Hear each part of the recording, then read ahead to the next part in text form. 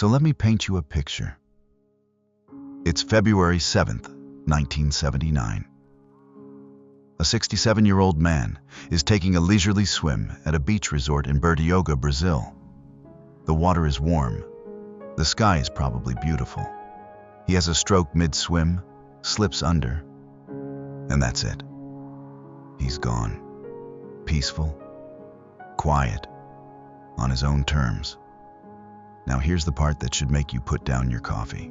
That man had spent the previous 34 years, as the most wanted war criminal on the planet. He had tortured and murdered hundreds of children inside the walls of Auschwitz-Birkenau, and stood on that platform while hundreds of thousands of people were sent to their deaths, sorted left or right by a casual flick of his wrist. And after all of that, he died of a stroke in the ocean in Brazil under a fake name. His name was Josef Mengele, and the world would only confirm it was actually him in 1985, 6 years after his death, when they exhumed the body. DNA testing didn't seal it until 1992. He'd been buried as Wolfgang Gerhard, just a regular guy in a regular grave. Now think about the math for a second. Of the roughly 1/500 sets of twins, about 3,000 human beings, most of them children, that passed through his so-called laboratory at Auschwitz, fewer than 200 individuals survived long enough to see Liberation Day on January 27, 1945. Fewer than 200 out of 3,000. And the man responsible for that? He packed his research files, fled west ahead of the Soviet army, got accidentally captured by American soldiers in Germany, who then let him go. Because nobody connected the name yet.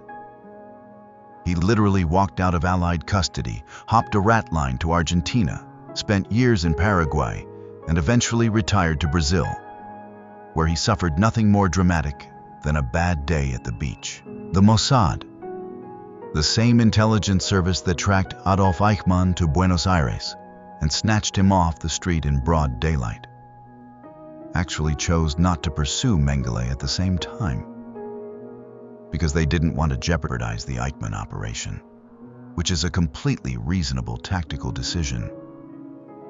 That also meant the most sadistic medical criminal of the 20th century got a 20-year head start, and he used every single year of it. So that's where we're starting. Not with the arrest, not with the trial, not with justice. Because there was no arrest, there was no trial, there was no justice, there was just an old man, a warm ocean, and a borrowed name on a headstone in Sao Paulo. That's the story we need to talk about. Here's the thing about monsters. The really dangerous ones don't look like monsters. They don't announce themselves. They show up with credentials, commendations, and a firm handshake. They have framed diplomas on the wall and colleagues who respect them. And Josef Mengele had all of it. Born March 16, 1911, in Günzburg, Bavaria, a small, quiet German town, into a wealthy, respected family. His father ran Karl Mengele and Sons, a successful farm machinery company. Comfortable upbringing, good schools, the kind of background where people expect you to do something with your life. And he did. He just took a catastrophically wrong turn somewhere. By his mid-20s, Mengele had earned not one, but 2 doctorates. A PhD in anthropology from the University of Munich in 1935, and a medical degree from Frankfurt in 1938. 2 doctorates before 30. I can barely finish a podcast series, and this man had 2 doctorates before 30, but it gets worse. Because he wasn't just academically sharp, he had the right mentor. He became the prized protege of Professor Ottmar von Verschuer at the Frankfurt Institute for Hereditary Biology and Racial Hygiene.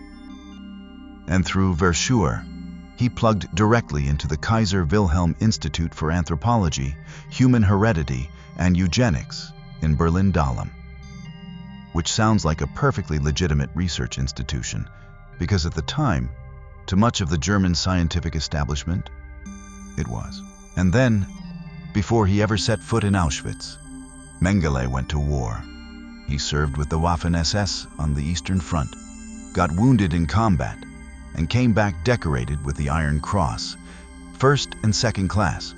So by the time he arrived at Auschwitz in May of 1943, he wasn't some fringe lunatic nobody trusted. He was a wounded veteran, a double doctorate holder, a decorated officer, and a promising young scientist with powerful institutional backing. He was, by every conventional measure, exactly the kind of person you'd want running a research program, which is precisely what makes the next part so deeply, structurally disturbing. Because here's what people get wrong about Mengele. The comfortable version of the story is that he was a lone psychopath who somehow slipped through the cracks of civilization.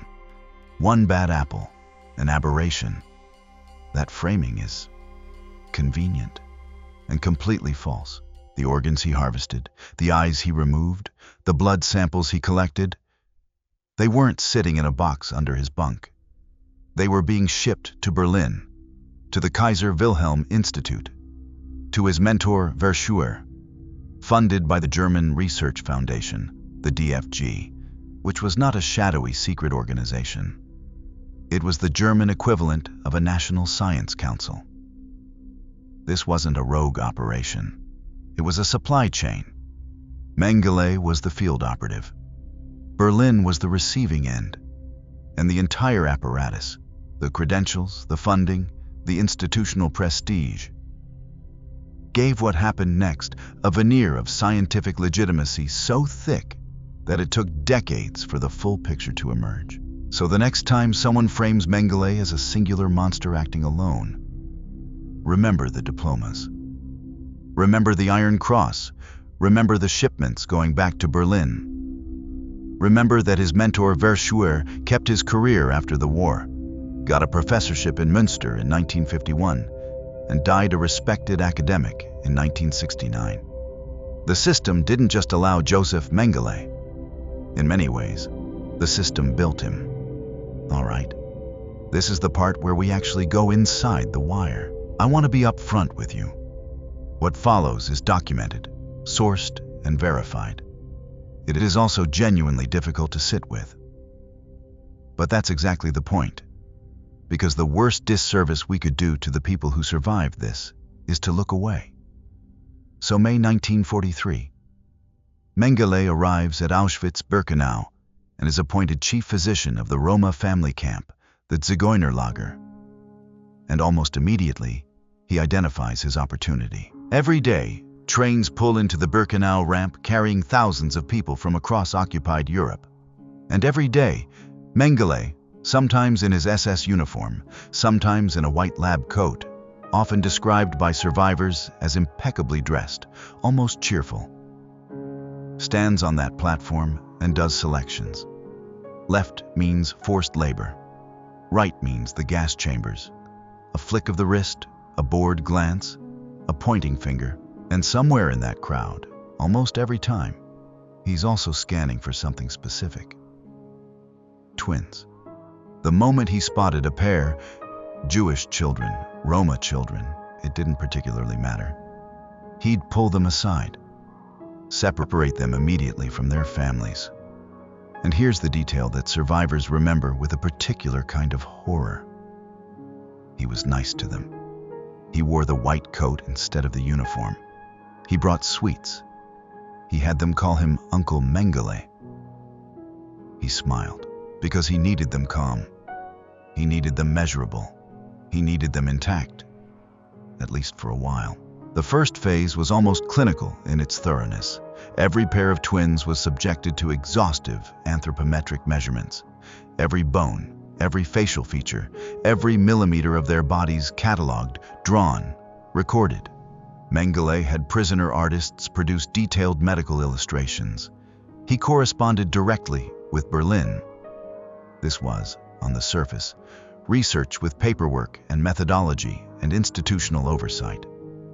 And then the second phase began. Twins were deliberately infected with typhus, tuberculosis, and other pathogens.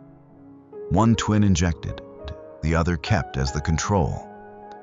When the infected twin died, The healthy twin was killed immediately, sometimes by a phenol injection to the heart, sometimes by other means, so that simultaneous comparative autopsies could be performed. Because the entire scientific point in Mengele's framework was the paired post-mortem. Two identical bodies, same genetics, different outcomes. The data, to him, was only valuable if both died at the same moment. Unnecessary amputations, blood transfusions between twins to test rejection, without consent, without anesthesia, without anything resembling medical ethics. Sterilizations performed on children, and all of it was written down, filed, and sent to Berlin. These are not dramatic embellishments. These are the documented procedures recorded by prisoner physicians who were forced to assist and had no way out. Eva Mozes was 9 years old when this was happening to her. And then there were the eyes. Mengele had a specific obsession with heterochromia, people born with two different colored irises.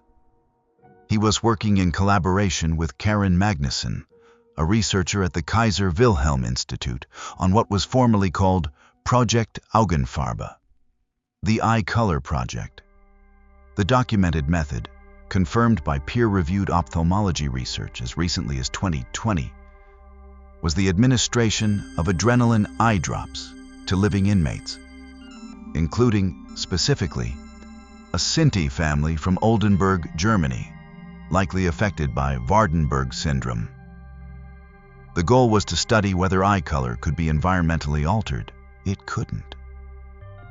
The experiment was, scientifically speaking, doomed from the start, which the researchers would have known if racial ideology hadn't completely overridden basic genetics. The victims of that particular experiment were killed. Their eyes were enucleated, removed from their bodies, bagged and labeled, and shipped to Berlin. At least 40 pairs of eyes were received by Magnuson at the Kaiser Wilhelm Institute. She examined them. She wrote a manuscript. She never published it. She also, for the record, never went to prison.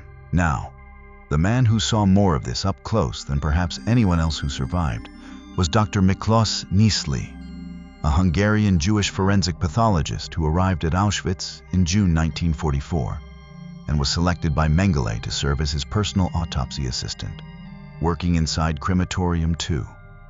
In his 1945 deposition, separate from his later memoir, which historians treat with some scholarly caution, Niszli testified that on one particular night, he witnessed Mengele kill 14 twins in a single evening.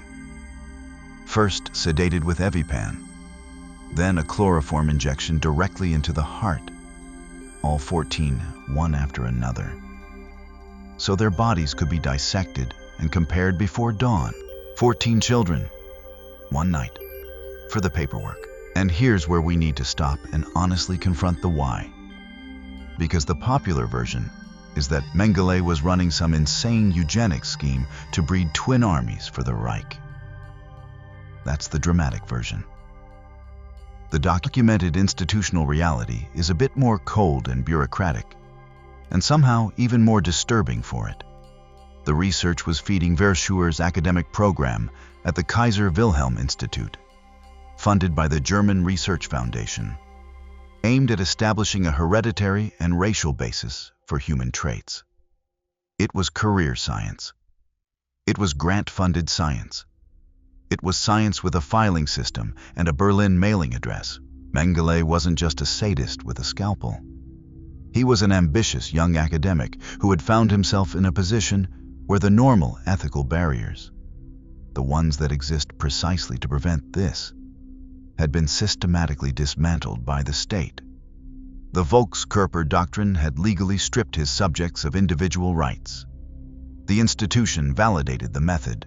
The mentor received the data. The funding kept coming. He didn't operate in a vacuum of pure evil.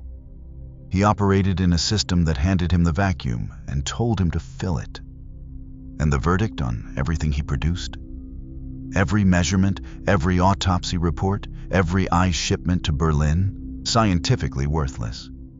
universally condemned by the modern medical community as pseudoscience. No valid controls, methodology corrupted by racial bias, data generated through torture rather than rigorous observation. The entire body of work produced nothing of scientific value whatsoever. He destroyed thousands of lives for nothing that even worked.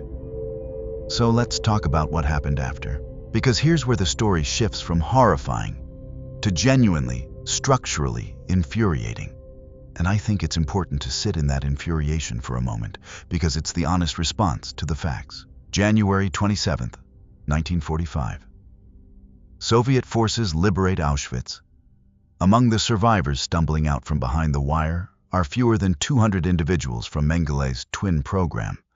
Skeletal, traumatized, many of them children who had spent months or years as biological raw material for a man who called himself their uncle. One of those survivors was a 9-year-old girl named Eva Mozes, who had arrived at Auschwitz with her twin sister Miriam and watched their mother, father, and 2 older sisters disappear into the selection process the moment they stepped off the train. Eva and Miriam never saw them again. Eva survived. Miriam survived. But surviving Auschwitz, it turned out, was only the beginning of what Mengele's experiments cost them. Miriam spent the rest of her life with progressive organ damage, directly linked to what was done to her as a child. She developed a rare bladder cancer. Her kidneys had never properly grown after the war, stunted by whatever Mengele had injected into her. She died in 1993, nearly 5 decades after liberation, still paying the biological bill for 3 months in his laboratory. Eva, meanwhile, did something remarkable. In 1984, she founded Candles, Children of Auschwitz Nazi Deadly Lab Experiment Survivors, and spent years tracking down other survivors, eventually locating around 122 of them scattered across multiple continents. She spent the rest of her life testifying, speaking at schools, confronting the past with a directness that most people who hadn't been through it couldn't manage. She died on July 4th, 2019, at 85 years old. Still talking, still making people uncomfortable in the best possible way. Now, while Eva and Miriam were living with the consequences of Mengele's work, what was happening to the people who actually ran the system? Glad you asked, because this is where the irony curdles into something genuinely hard to swallow. In 1946 and 1947, the Allies convened the doctors' trial at Nuremberg, one of the 12 subsequent Nuremberg trials specifically targeting the Nazi medical establishment. It ran for 140 days. Prosecutors entered nearly 2,500 documents into evidence. 85 witnesses testified. Of the 23 doctors and administrators in the dock, 16 were convicted. 7 were executed. It produced the Nuremberg Code, the foundational document of modern medical ethics, the framework that governs informed consent and human experimentation to this day. It was, by any measure, a serious reckoning. Except for the man who most defined Nazi medical crime, who wasn't there. Mengele was the name that should have anchored that trial. Instead, he was somewhere in the German countryside, having already talked his way out of 2 Allied prisoner camps because nobody had connected his name to Auschwitz yet. While his colleagues stood in the dock at Nuremberg, Josef Mengele was quietly acquiring false papers and making his way toward a Red Cross humanitarian passport, which he obtained in 1949 under the name Helmut Gregor, and boarding a boat to Buenos Aires. Let's do the versus comparison here, because it matters.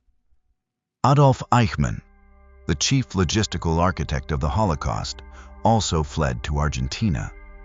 Same rat line, same general network, same post-war scramble.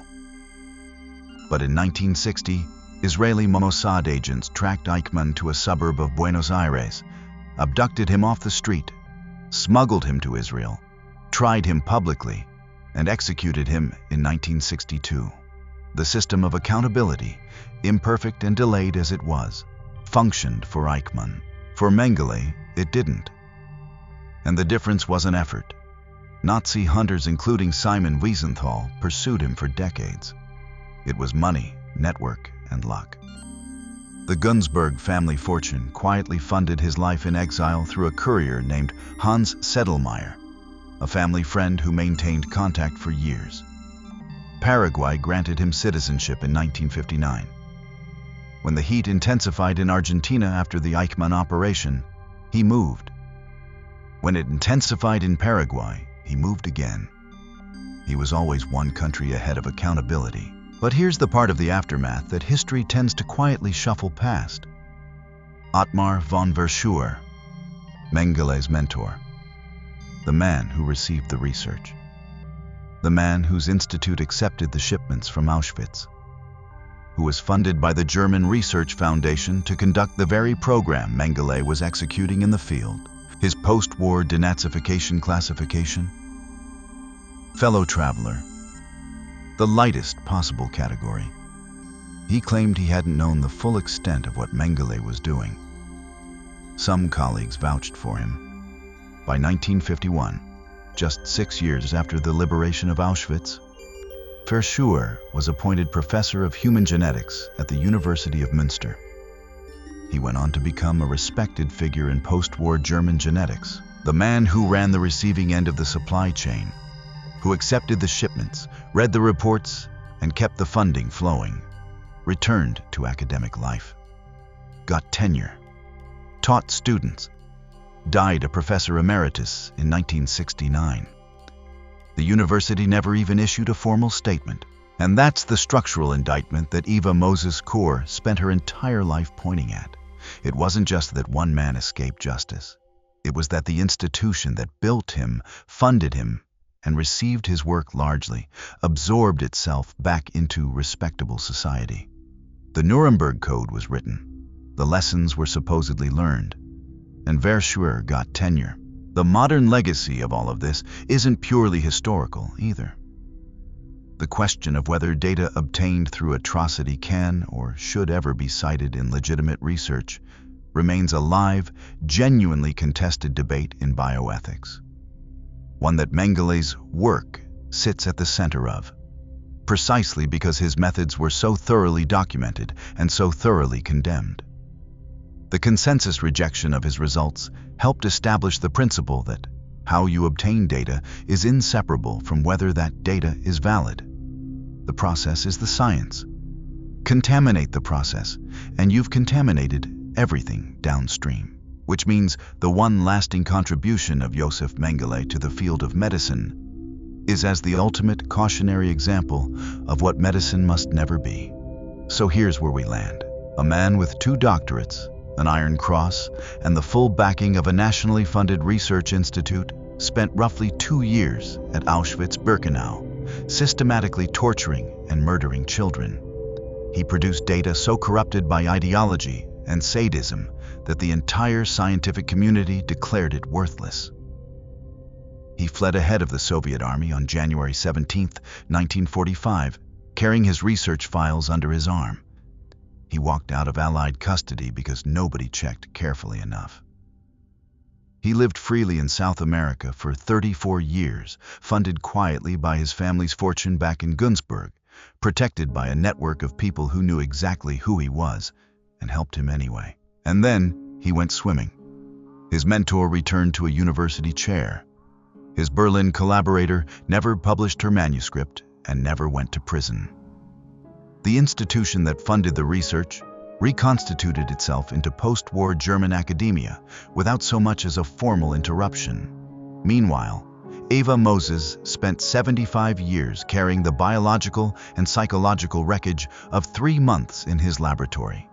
Miriam died of the damage before she turned 60. That's the ledger.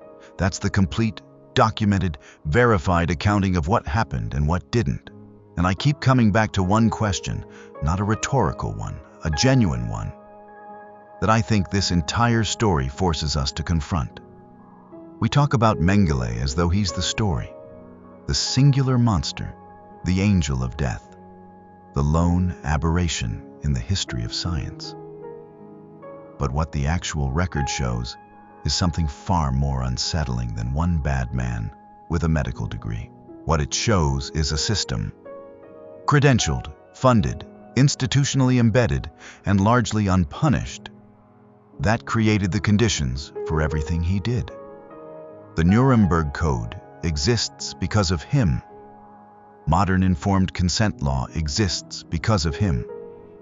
Every ethics board that reviews a research proposal today exists, in some structural sense, as a direct response to what he and his colleagues did, which means the safeguards we now consider non-negotiable had to be invented after the fact, because before Auschwitz, they didn't exist in any binding, enforceable form. So the question isn't really about Josef Mengele anymore. The question is, what does it mean that it took this 3,000 children, 34 years of impunity, a borrowed name in a São Paulo grave, to make the scientific world write down the rules it should have always had? And maybe the harder follow-up, are we certain those rules are enough? I don't have a clean answer. I don't think anyone does. But I think Eva Mozes Kor understood something the institutions never quite managed to formalize. At 85 years old, in the last year of her life, she was still getting on planes to speak to school groups who'd never heard of candles or Auschwitz or the name Miriam Moses Kor. Still talking, still making people sit with the discomfort of knowing. Because you don't prevent the next one by writing it down. You prevent it by refusing to let people forget. So, now you know the full story. What do you think the lesson actually is?